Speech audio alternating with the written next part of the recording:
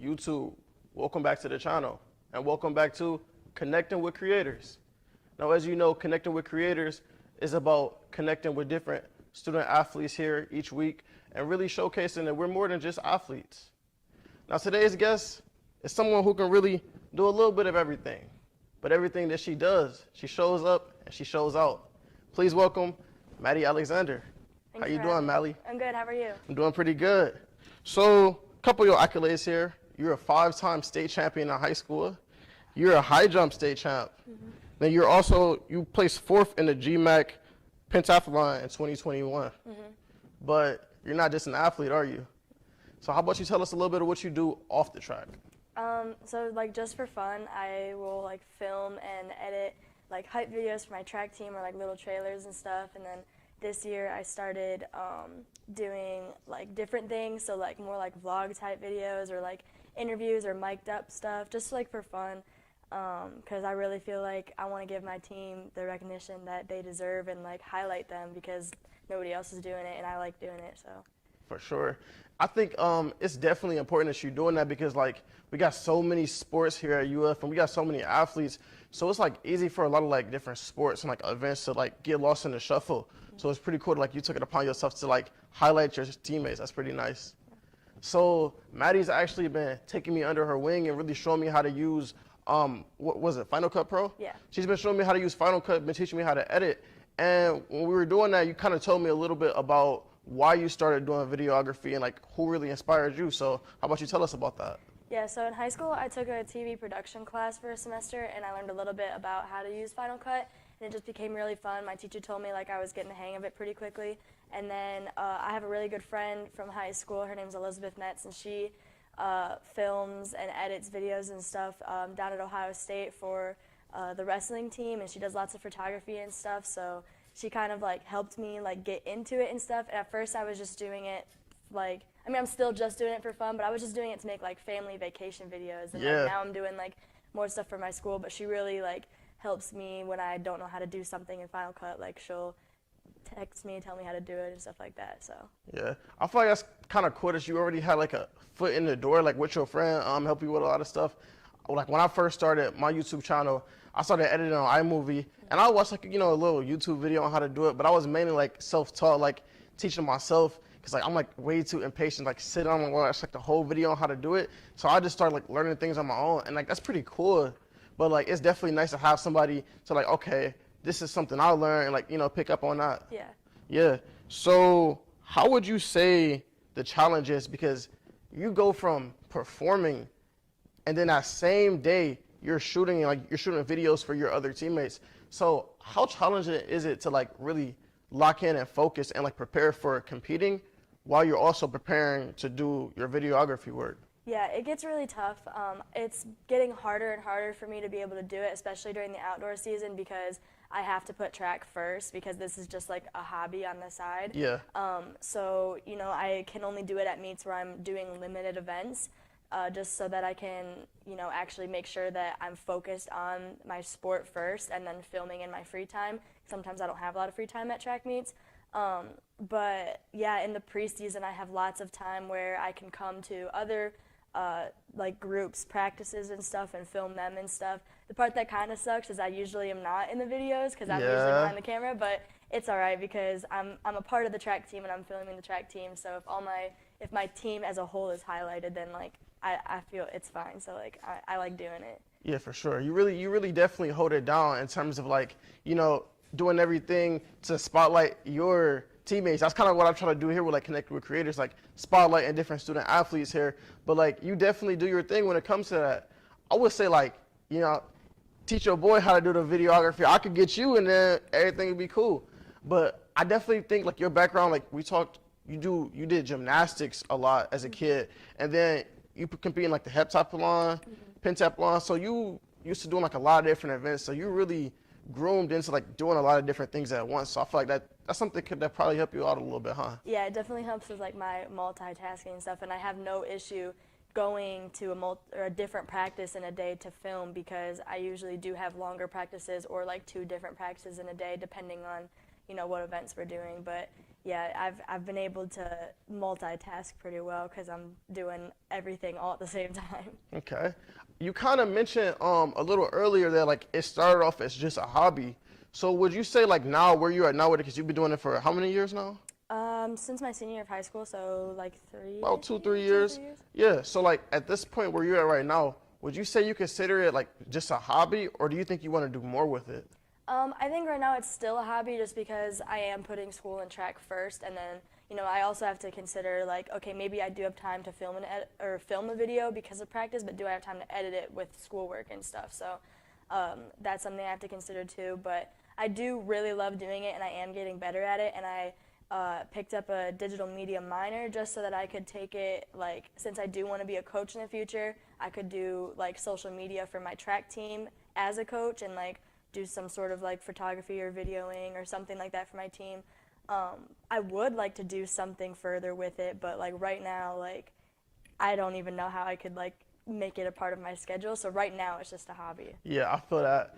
Definitely. I like how you said that you had to prioritize track and then also school, because as student athletes, we're always juggling between, we still have to be students or we won't be eligible. Mm-hmm. We still have to, because our sport is our job, basically. Mm-hmm. We're full-time student, full-time with our sports, but then we also have our personal lives. So like juggling that can be complicated. So my question is, was there any point that you felt like you couldn't juggle the three?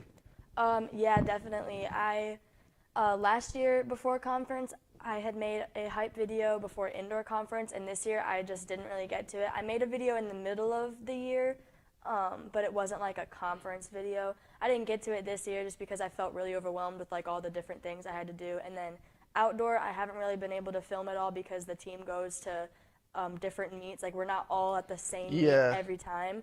Like this weekend, half of us are at Ohio Northern, half of us are at Ohio State. So it's like, it just depends. So like, I'm not going to film this weekend because I only have half the team, so I'm only going to get half the footage. Half the content, and, yeah. So that's another issue that I have to deal with. It's like, like this weekend I'm only doing 3 events. It would be perfect for me to film, but like I only have half the team, so it's like it would just be like the same people in the video over and over again. So, but yeah, I would love to film at conference if I can, but I am doing at least 8 events, so it's going to be kind of tough. 8 events. The heptathlon is 7, plus I'll be doing open high jump, so it'll be tough, but I want to try to like get some footage so I can make something for the team.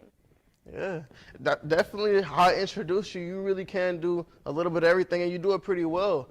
And that's definitely like a big reason why I wanted to bring you on to Connecting with Creators, because when I bring on different creators, and even myself, we all share like the struggle of like having to balance it all. But I've never met somebody who like goes from doing their event to like maybe like 10 minutes later, now you're doing your videography. So like that's a big thing. Yeah. So you got to be proud of that. Like you're really doing your thing. So that's a great. All right, we're going to take a quick commercial break and we'll be back soon with Connecting with Creators. Detailed my car for the first time. Yeah, my life be like.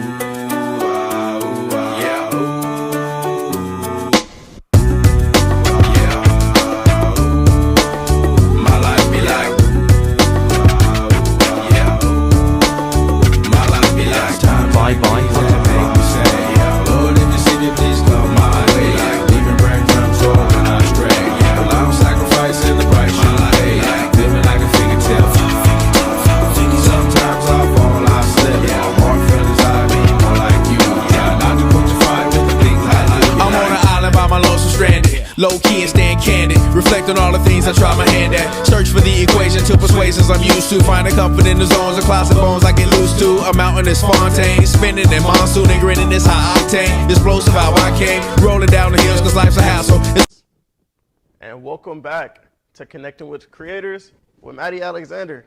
We've been having a pretty good episode so far. We definitely had a very great conversation, but we had a pretty good conversation the other day, right? We found out something that we both have in common. We both like Marvel movies. Mm-hmm.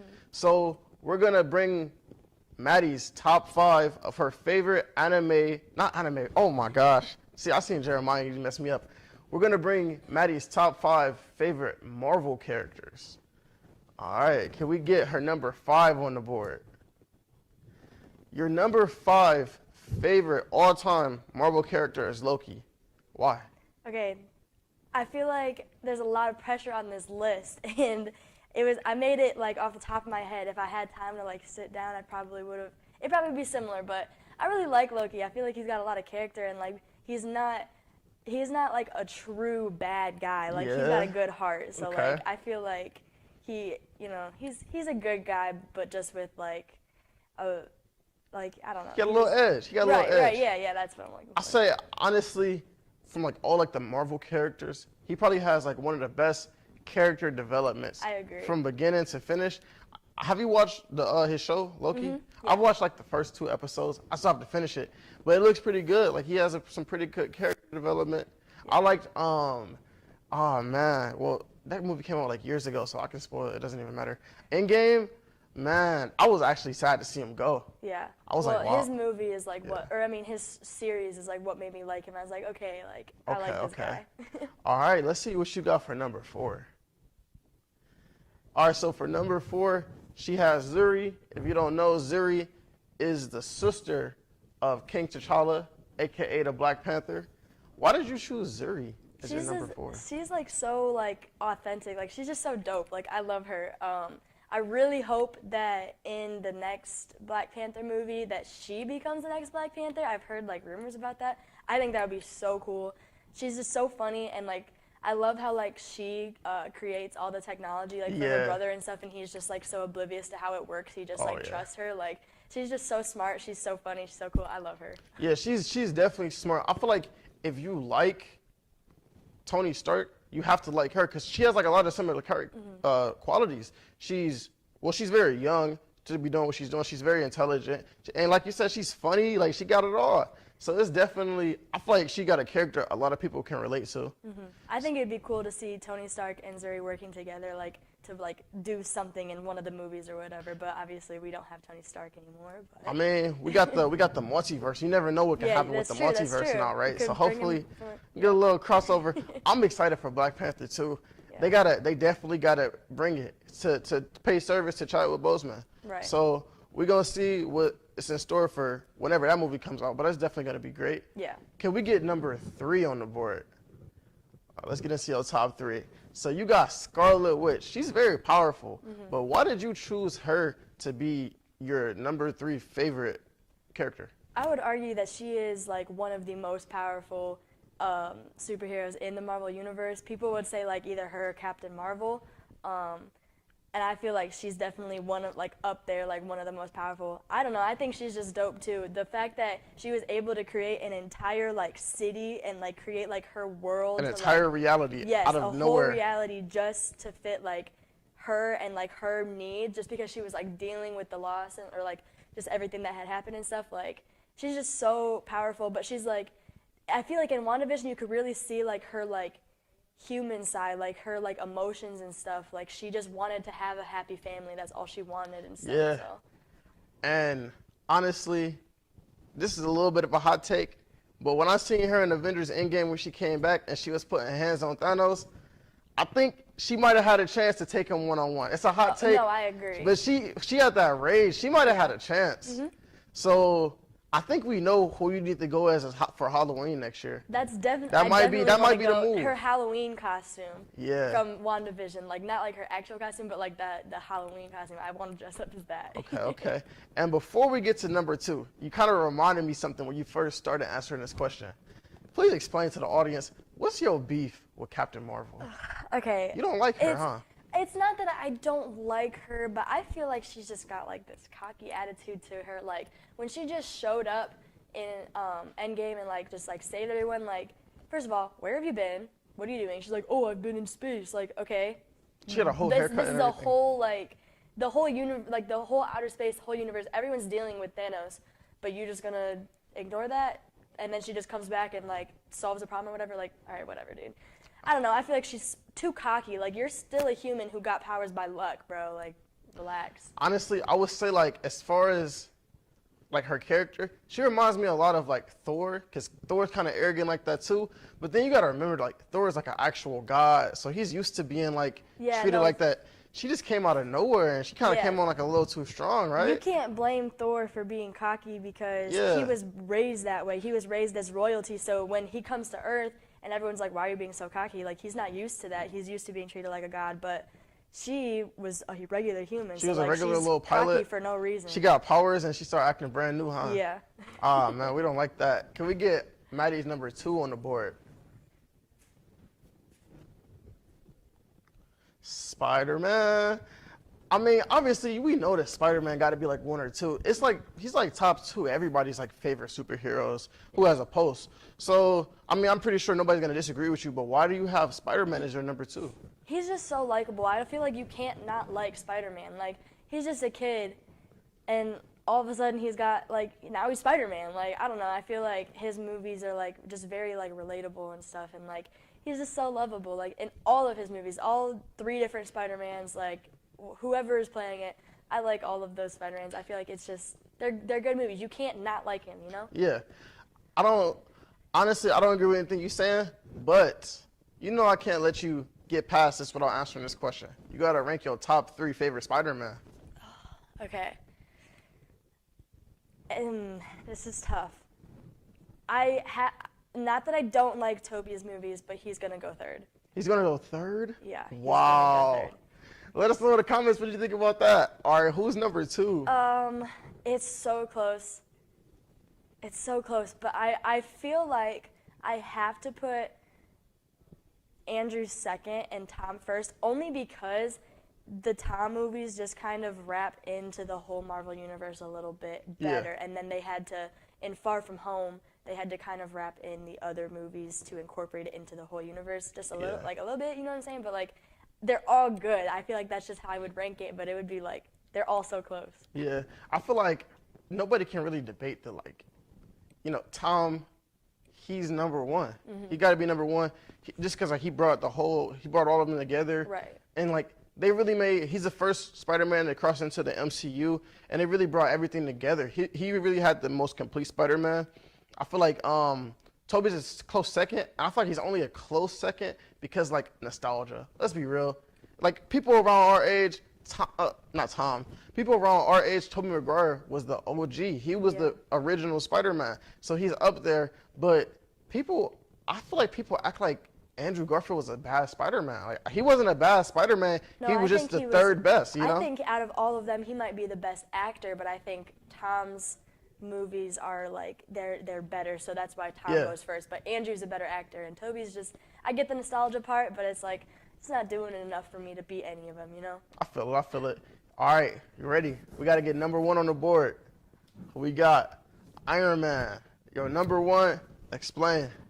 You just can't go wrong with him. I know he's a bit cocky. I know he's, you know, kind of rude and stuff in the movies, but like that's just who he is, and I feel like he kind of makes Marvel movies for the most part. Like the fact that he died in Endgame, that was a lot. But yeah, his like I feel like he's one of the best because like the fact that like he doesn't have any actual superpowers, but he is literally a genius. He built himself the original Iron Man in a cave out of nothing, Thank you for saying that. Like none of the other Avengers are doing that. Nobody else could possibly. The only one that could is Zuri. Yeah. And honestly, I'm glad you said that. That was actually my argument when I was debating with Jeremiah on Kage Level TV about who was better between Iron Man and Captain America. Like you said, Iron Man got captured by terrorists, was in a cave, didn't have access to any resources but like scrap metal, built himself an entire suit, fought out of a cave, and like got himself rescued. And then from there, let's be real, everything that Iron Man does, he does it the best. So character development. Out of all the MCU characters, he has the best character development from start to finish. Like, that's just a fact. And then also, everything that he did was better than anything anybody else did. In the first Avengers, he flew a nuke outer space and saved, like, the whole freaking city of New York, right? Yeah. And then the snap. Like, who else was doing that? I didn't see Captain America doing that. Yeah. I didn't. I feel like his nobody else, I feel like his arrogance is, like, compared to Captain Marvel's or whatever, because like Captain Marvel, like she don't really care. She's arrogant and she's just there because she's like, oh, you guys really can't do this yourself, whatever. Iron Man's arrogance is like allowed because at the end of the day, he's gonna save his people. He's gonna save the people.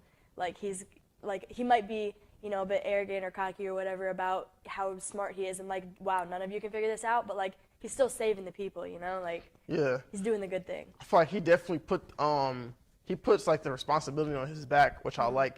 Like every time somebody else fails, he considers it like his failure. And then like even like how he kind of like helped out Spider-Man like as a mentor. Yeah. That was pretty cool. Because if you look at it, Peter Parker, one thing that's like really like relatable about Spider-Man is like he has like regular kid problems, you know, like Right. teen problems.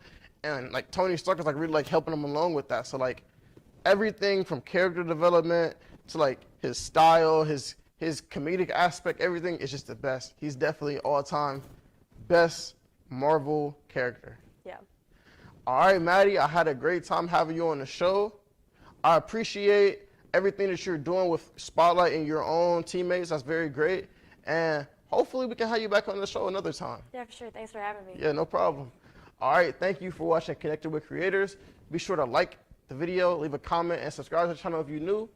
And come back next week for the next episode of Connecting with Creators. And remember, always get 1% better every single day.